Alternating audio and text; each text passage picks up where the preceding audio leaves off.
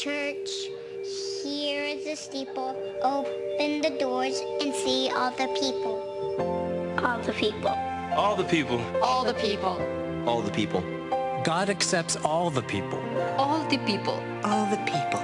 So do we, the United Church of Christ. No matter who you are or where you are on life's journey, you're welcome here.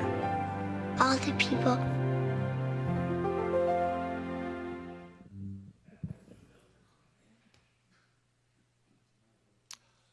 Good morning and welcome, everybody. This morning we're very privileged to have Reverend John Polanski, and I'd like to tell you just a little bit about him before we get started this morning. A lifelong resident of the Mahoning Valley, John has been involved with ministry in one way or another since 1976. As a Catholic priest for 12 years, then as a pastor at the Woodworth Church of the Brethren for almost as long. Although he formally retired 1 year ago, he continues to be amazed and gratified at the chance to witness the many ways grace weaves its way into the lives of the people he encounters. He has also worked as the court mediator in Northeast Ohio for 25 years. John and his wife Margie make their home in Mineral Ridge. He is honored and grateful for the invitation to be here with you today. Thank you.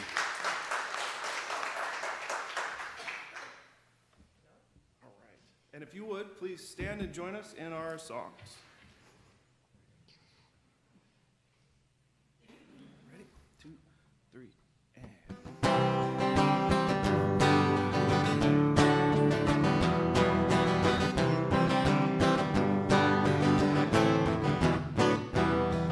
Our God is an awesome God. He reigns from heaven above with wisdom, power, and love. Our God is an awesome God. Our God is an awesome God. He reigns from heaven above with wisdom.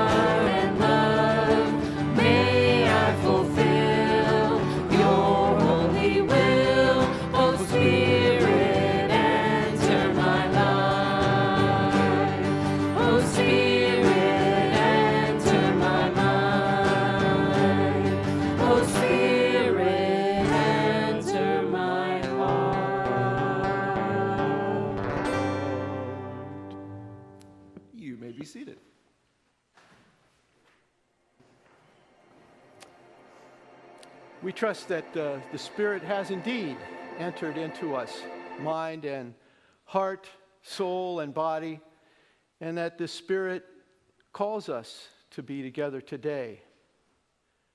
As Lake mentioned, my name is John Polanski, and I truly am deeply grateful to be here with you today, to have gotten your pastor's invitation, a little over a month ago, I guess.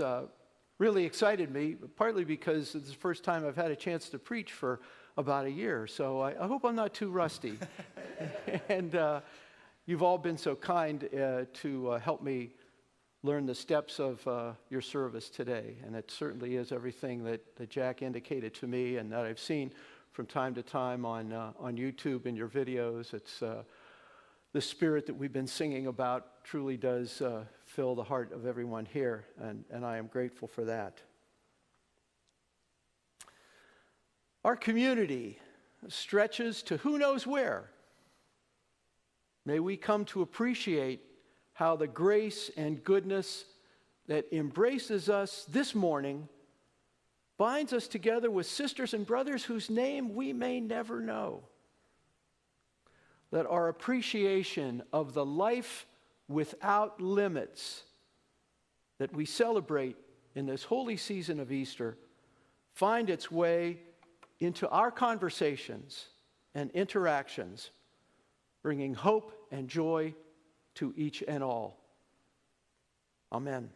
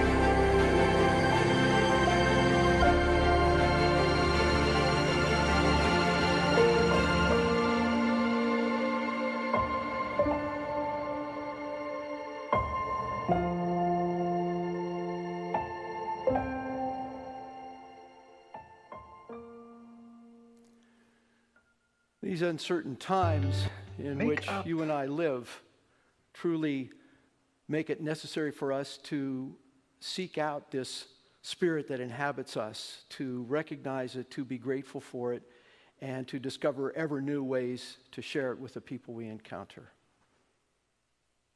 Positive impact in your world. Go to the firstfederatedchurch.net website and click on the Give Now tab up in the right-hand corner, or use your smartphone with the Vanco mobile app, and you can support us from wherever you are. firstfederatedchurch.net or the Vanco mobile app.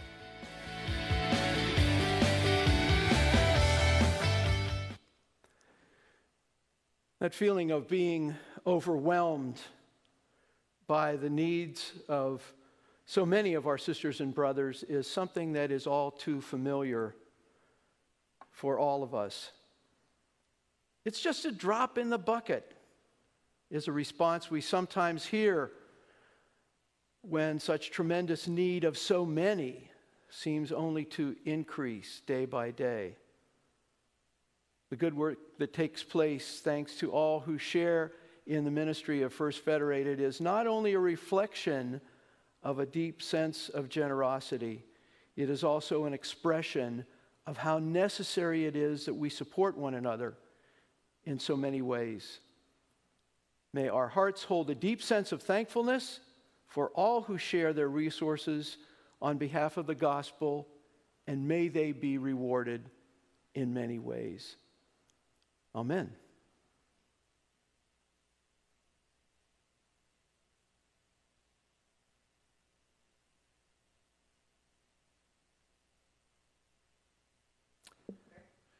Loving God,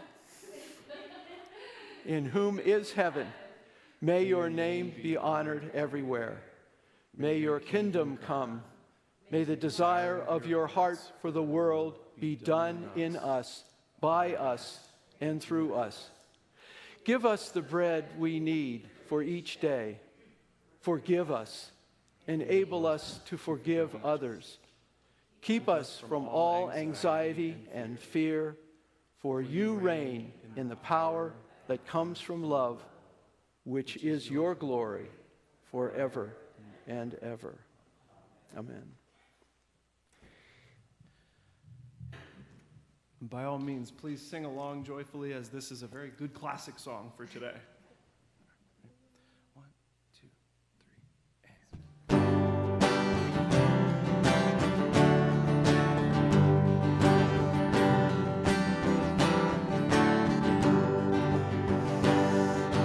How many roads must a man walk down before they call him a man? How many seas must a white dove sail before she sleeps in the sand? How many times must the cannonballs fly before they are forever banned? The answer, my friend, is blowing in the wind. The answer is blowing in the wind.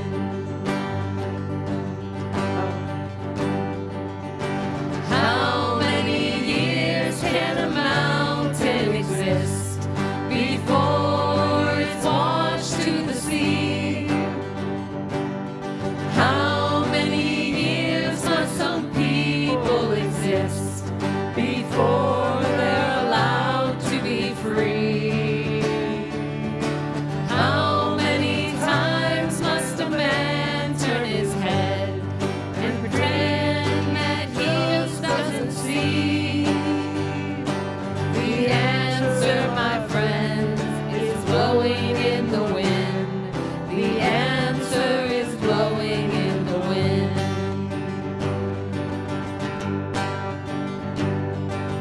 How many times must a man look up before he sees the sky?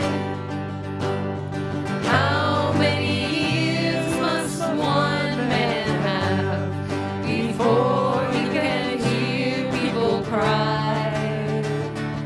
And how many deaths will it take till he knows that too many people have died?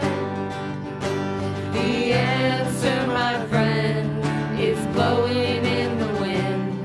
The answer is blowing in the wind. Oh, the answer, my friend, is blowing in the wind. The answer is blowing in the wind. Wow.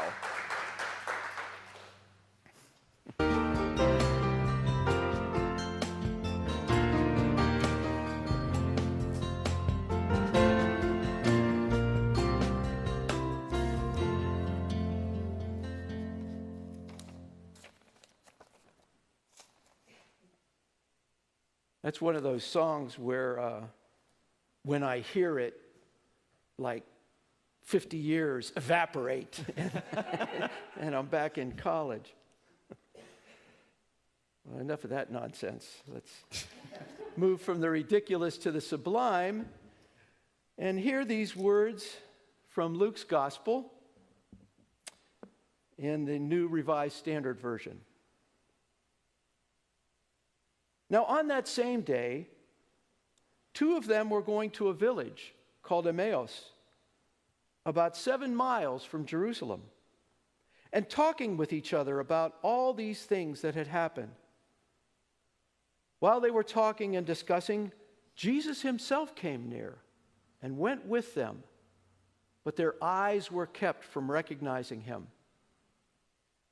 And he said to them, What are you discussing with each other while you walk along?" They stood still, looking sad. Then one of them answered him, "Are you the only stranger in Jerusalem who does not know the things that have taken place there in these days?" He asked them, "What things?" They replied, "The things about Jesus of Nazareth, who was a prophet, mighty in deed and word before God and all the people, and how our chief priests and leaders handed him over to be condemned to death and crucified him. But we had hoped that he was the one to redeem Israel. Yes, and besides all this, it is now the third day since these things took place. Moreover, some women of our group astounded us.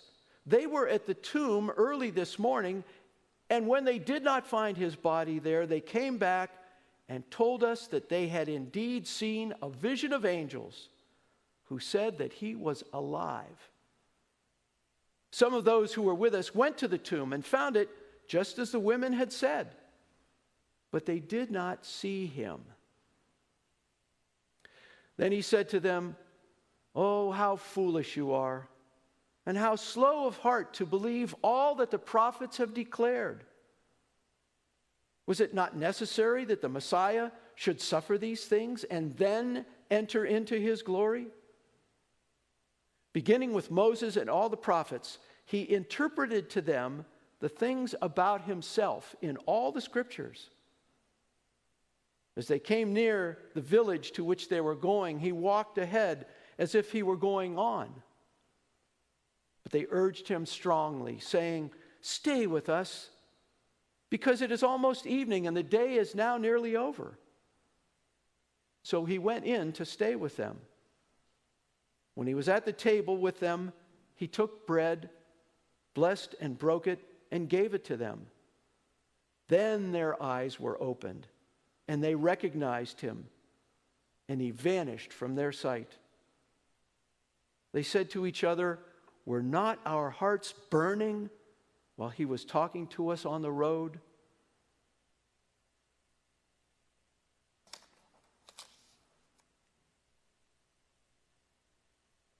There's something about the shared experience of a proverbial life-changing event that makes for a really good story. The shock of recent situations, their meaning still unclear. A future where hopes are all that seem worth clinging to. The feeling no one knows what to make of what they have just witnessed. When lives are turned upside down, our tendency is towards self-protection, clinging to that which we know, trusting only the members of our tribe,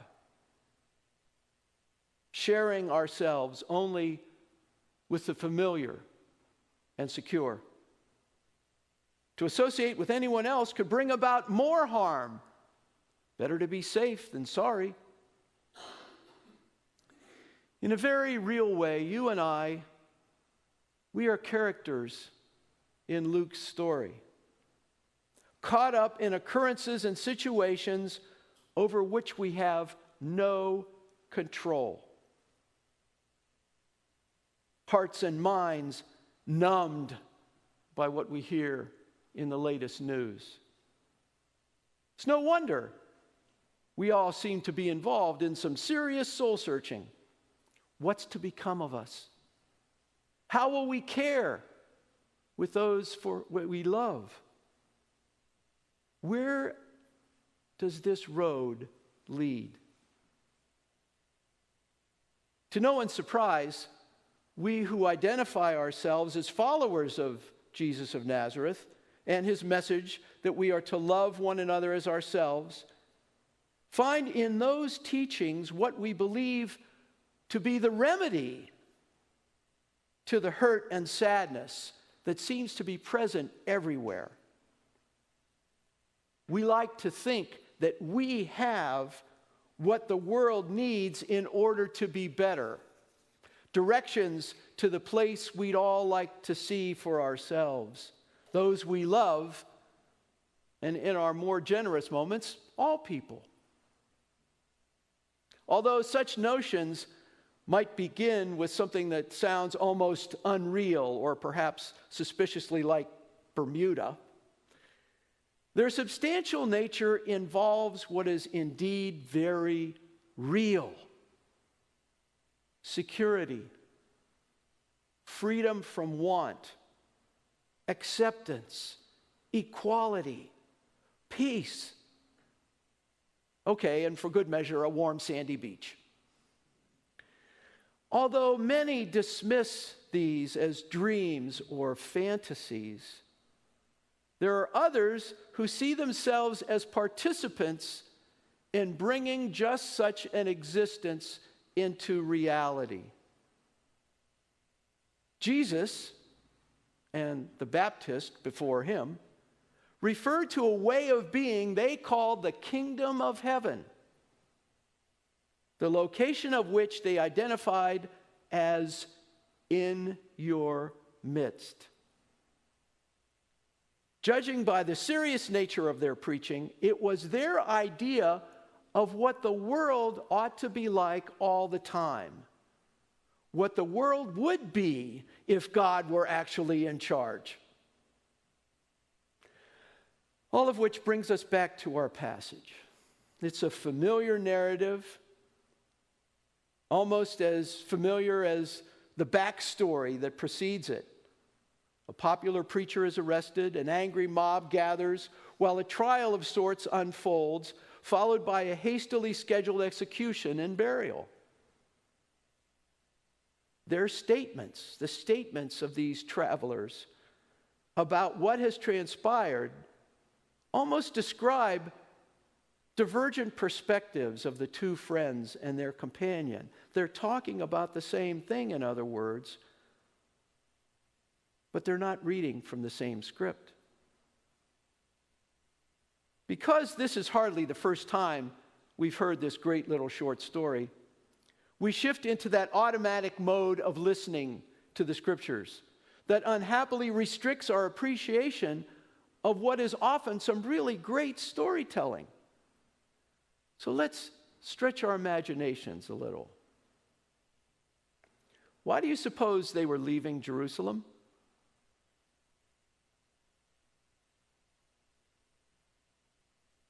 What might they have been talking about in particular? What events? What had made an impression on them? What were they discussing with each other? What might this stranger have heard coming onto the scene? What's happening to these people as they walk along? Are they changing? Into what? What do we feel about this kind of experience? Talking to someone that we don't know about something that has made a deep impression, maybe caused us some serious anxiety. What made them ask the stranger to stay? If we continue to focus on the personal details of this short story, as we walk with them and see the unexpected places to which they go, it might sound like this. First of all, they somehow become willing to listen carefully to each other.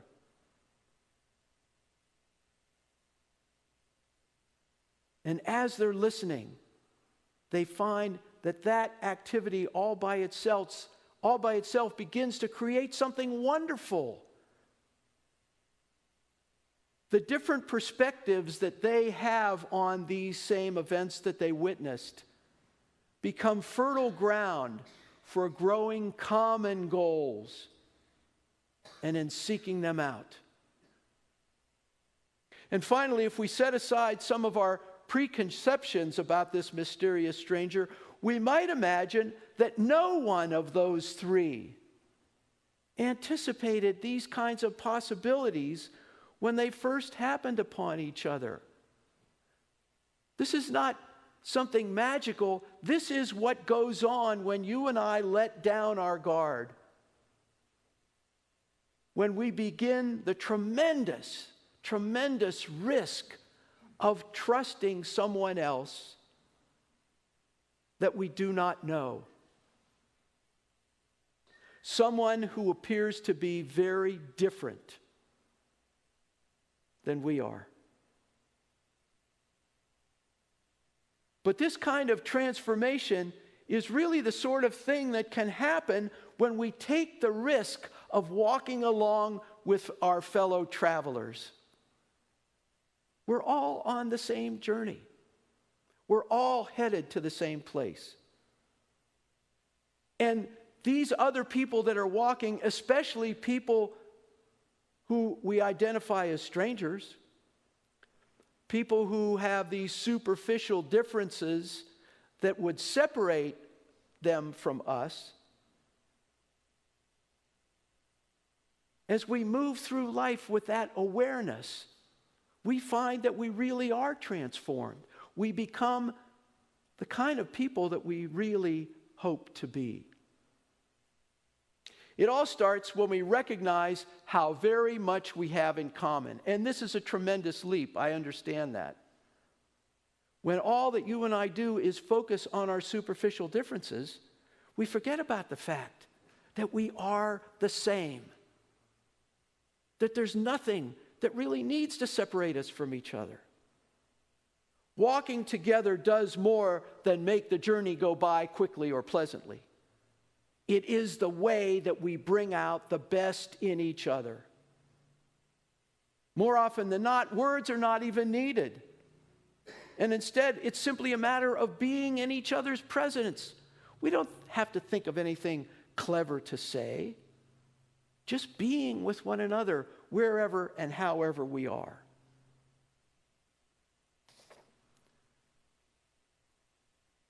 The first obstacle is that we don't listen to each other. We talk, we hear, we listen more in anticipation of what we're going to say next than out of a desire to truly understand who the other is. If we picture these two disciples on the road walking along, we might imagine them with heads lowered, worried about being recognized by perceived enemies. That's just what our fears do. They close us off to other members of the community.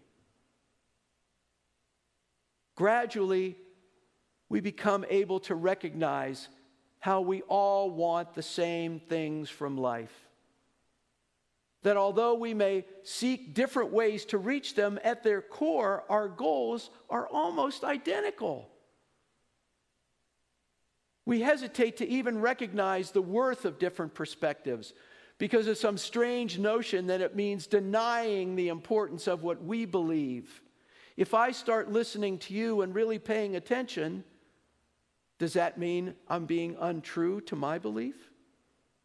These are the kinds of stories that we sometimes tell ourselves.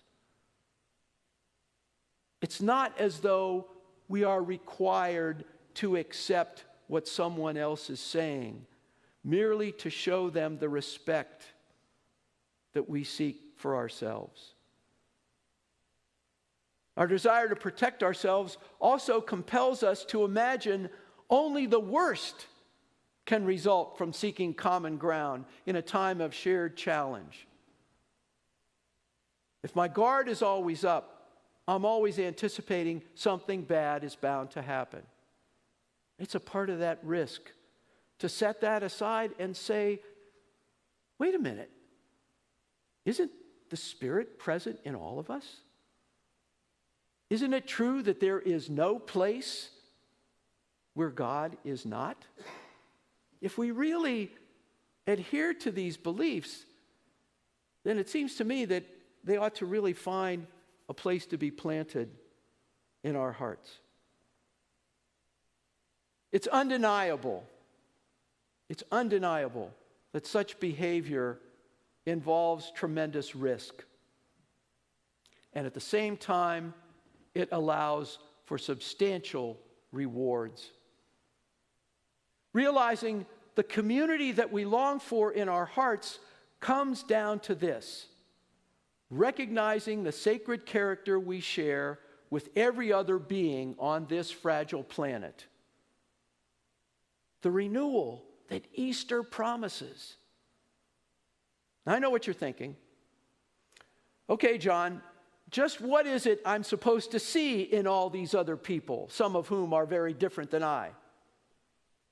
Well, I'm going to let someone much wiser provide the answer.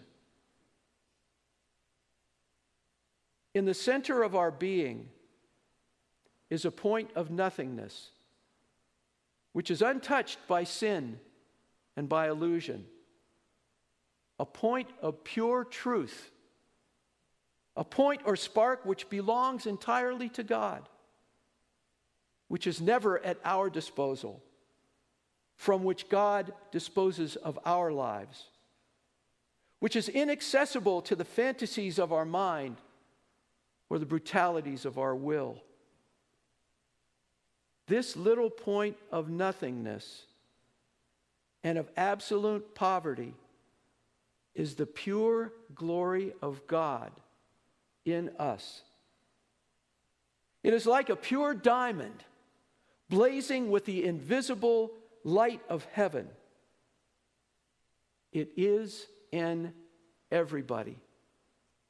And if we could see it, we would see these billions of points of light coming together in the face and blaze of a sun that would make all the darkness and cruelty of life vanish completely. I have no program for this seeing. It is only given. But the gate of heaven is everywhere. The moment you and I begin to trust this sacred presence, that it is really in everyone, especially in those who seem different, the world becomes a much less scary place, because we know we are not alone. We are better equipped to be the allies we all need, walking symbols of the equality we experience in that divine spirit.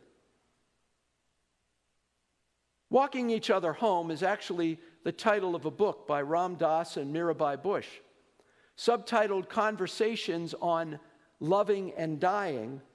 It offers their wisdom on what is probably the most difficult journey of all, facing death. Given the all-encompassing depth of that subject, I suggest in another sense it also describes how we can find ourselves face to face with sisters and brothers in what may be very painful situations, and the chance to walk with them, discovering together the holy bond we share. For over 2,000 years, we have been celebrating our belief that the life and ministry of Jesus has so thoroughly changed us that we are capable of sharing that very same message with the people with whom we walk. One might imagine an appropriate description of faithful discipleship in our current culture to be a cultivation of friendship that leads to a more universal sense of being united. There's no need to ask how the story ends. In fact, it's still unfolding. The few remaining verses of Luke's gospel and its sequel, the Acts of the Apostles, only point us to where we are right now. We're able to keep going down the road without fear. The divine spirit that fills the universe so binds us that all we need do is seek out its flame. It makes you feel like turning to the person walking next to you, someone you've just discovered has a heart remarkably like yours, a sister or brother you never realized until now sees you for who you are, despite the superficial differences. It makes you feel like saying to them with a new sense of hope, Louis, I think this is the beginning of a beautiful friendship. Amen.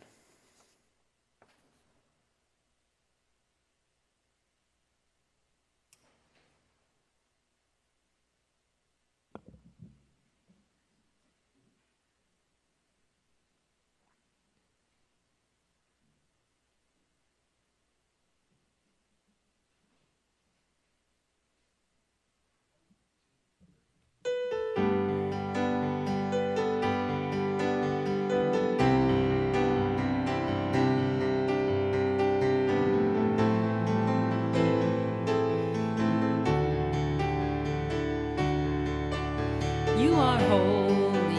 You are holy. You are mighty. You are mighty. You are worthy. You are worthy. Worthy of praise. Worthy of praise. I will follow. I will follow. I will listen. I will listen. I will love you. I will love you. All of my days. All of my days. I will sing to and worship the King who is worthy. I will love and adore him. I will bow down before him. I will sing to and worship the King who is worthy. I will love and adore him. I will bow down before him. You're my Prince of Peace, and I will live my life for you. You are holy. You are holy. You are mighty. You are mighty. You are worthy. You are worthy. Worthy of praise. Worthy of praise. I will follow. I will follow. I will listen. I will listen. I will love you. I will love you. All of my days. All of my days. I will sing to and worship the King who is worthy. I will love and adore him. I will bow down before him. I will sing to and worship the King who is worthy. I will love and adore him. I will bow down before him. You're my Prince of Peace, and I will live my life for you. I will sing to and worship the King who is worthy. I will love and adore him. I will bow down before him. I will sing to and worship the King who is worthy. I will love and adore him. I will bow down before him. You're my Prince of Peace, and I will live my life for you. You're my Prince of Peace, and I will live my life for you.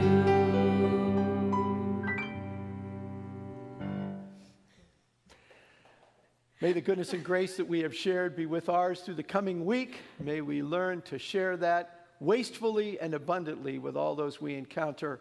Amen. Amen. Amen. I will Sing to and worship